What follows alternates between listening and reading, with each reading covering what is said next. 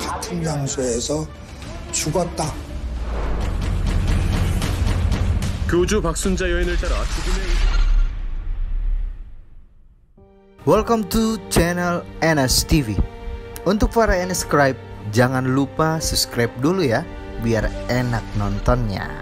Di episode ketiga, In the Name of God, Holy Betrayal, kita akan berpindah ke scene lain yang masih berhubungan dengan sekte keagamaan. Tanggal 29 Agustus tahun 87, Korea Selatan dihebohkan dengan ditemukannya 32 mayat diduga bunuh diri di plafon pabrik. Dengan mayat 28 perempuan dan 4 laki-laki, dan salah satunya adalah pemilik pabrik tersebut. Kasus ini sangat sulit dipecahkan oleh kepolisian beserta bagian forensik yang menangani kasus ini.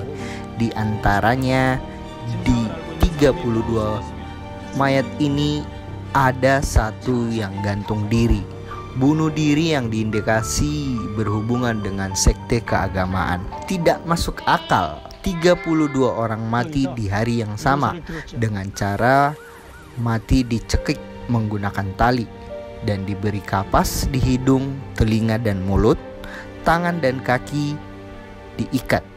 Apakah sebenarnya yang terjadi terhadap 32 orang yang mati di plafon pabrik? Banyak pemberitaan di media cetak bahwa mereka sengaja bunuh diri karena sebuah paham sekte keagama yang mereka yakini bisa sebagai penebus dosa hingga penyelamatan ke surga. Kasus ini banyak hal yang janggal. Dengan kematian 32 orang ini di waktu yang sama, banyak spekulasi dan pernyataan yang membuat kasus ini lebih banyak tanya-tanya. Banyak hipotesa yang membuat kasus ini benar atau bisa menyimpang dari yang sebenarnya. Dan berdasarkan beberapa statement pakar yang membuat kasus ini membuat kita harus berpikir dua kali untuk mengetahui kebenarannya seperti apa. Apakah kasus ini benar pembunuhan, atau pure memang benar bunuh diri, atau untuk sebuah sekte pertobatan atas dosa yang diperbuat. Ini pernyataan dari beberapa kesaksian dan pakar yang menyimpulkan atas kasus ini. Berdasarkan pengakuan dan kesaksian seorang pengawas bagian forensik, di tanggal 29 itu sang pengawas ditelepon untuk menyelidiki kasus ini. Sesampai di TKP, dia melihat banyak hal aneh yang dia dapat di TKP. Selain mayat yang disumpel dengan kapas dan tangan kaki terikat, posisi mayat ditumpuk menjadi dua bagian atau menjadi dua titik dari ujung ke ujung. Satu orang seperti bunuh diri, tetapi lutut masih menyentuh ke plafon. Hal yang aneh bukan? Di dua titik inilah salah satunya pemilik pabrik bernama Pak Sunja dan 31 orang lainnya mati dengan dicekek lehernya menggunakan tali. Tetapi yang anehnya, masa sih sang bos mati di awal ketimbang karyawan-karyawannya duluan? Benar, berdasarkan dari hasil penyelidikan bagian forensik, 31 mayat ini benar dicekik leher dan diberikan kapas dan diikat tangan dan kakinya yang diduga yang dilakukan oleh manajer area. Setelah dia mencekik dan dia langsung bunuh diri. Bagian forensik juga mengecek bagian kemaluan mayat perempuan dan terdapat sperma di dalamnya. Dan diindikasi mereka di dalam plafon ini 3 hari sebelum kejadian masih sempat berhubungan.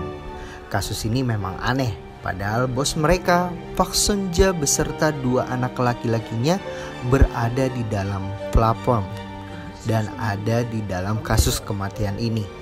Apakah dengan 4 laki-laki mampu melakukan berhubungan intim dengan 12 perempuan? Padahal ada bos mereka, Pak Sunja. Masa seorang anak juga melakukan ini di depan ibunya? Kasus yang membingungkan sekali. Dan kenapa bisa terjadi terhadap 32 orang yang melakukan bunuh diri di atas plafon pabrik. Apa yang sebenarnya terjadi?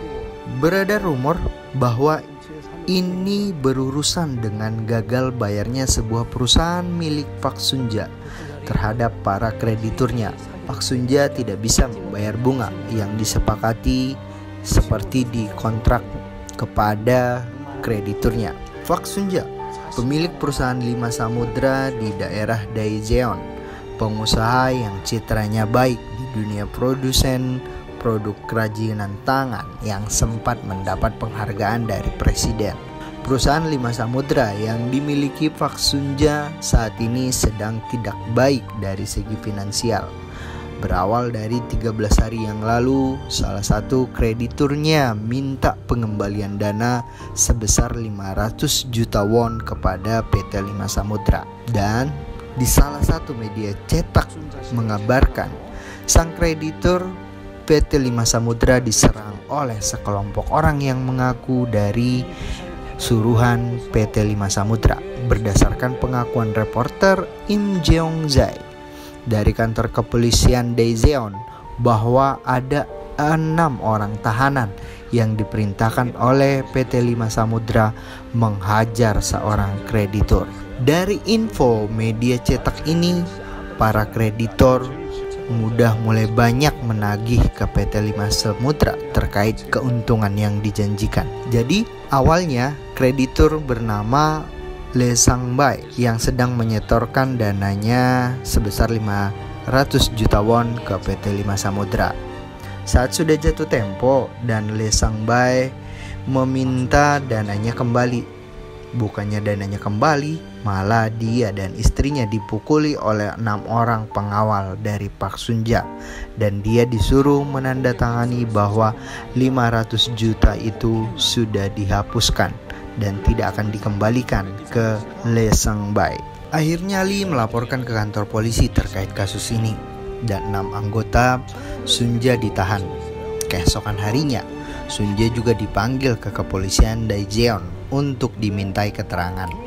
Sunja memenuhi panggilan tersebut dengan ditemani anak pertamanya.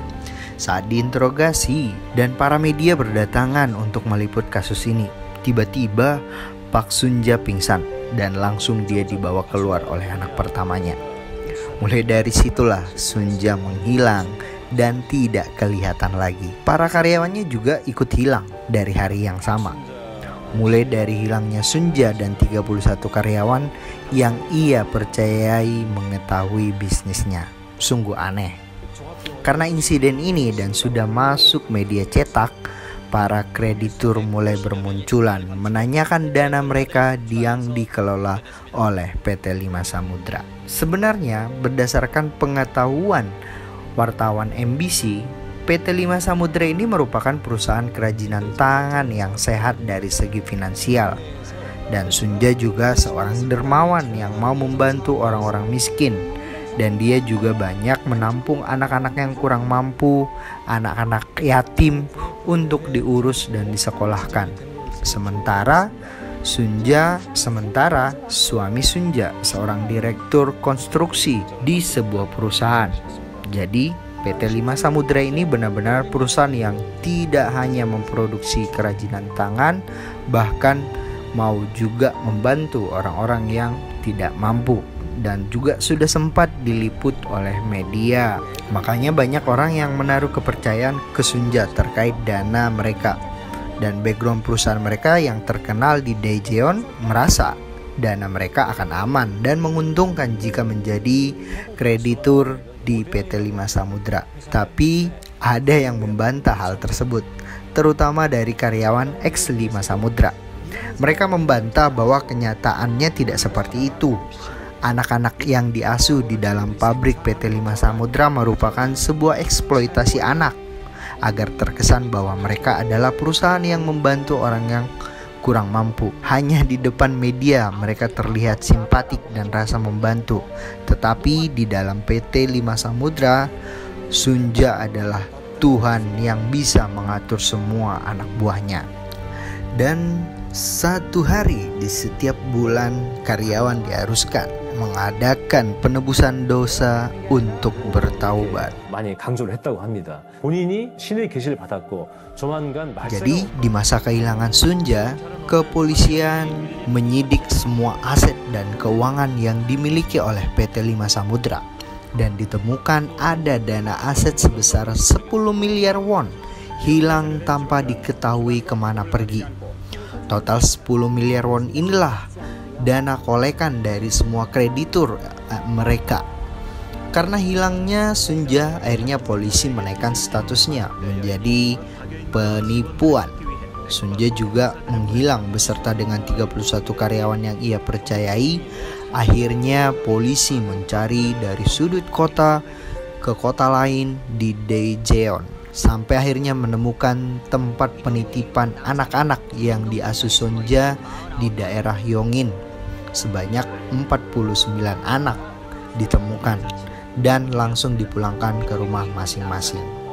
Jadi dari pengakuan eks-karyawan Lima Samudra di tanggal 25 Agustus itu akhirnya mereka pergi menggunakan mobil Vans dari PT Lima Samudra yang ada di Daejeon dan tiba di pabrik di daerah Yongin. Di sanalah mereka bersembunyi. Dan di tanggal 26 mereka naik ke plafon untuk bersembunyi dari kejaran polisi. Selama 2 hari mereka bersembunyi di sana sampai hari ketiga terjadilah bunuh diri massal tersebut.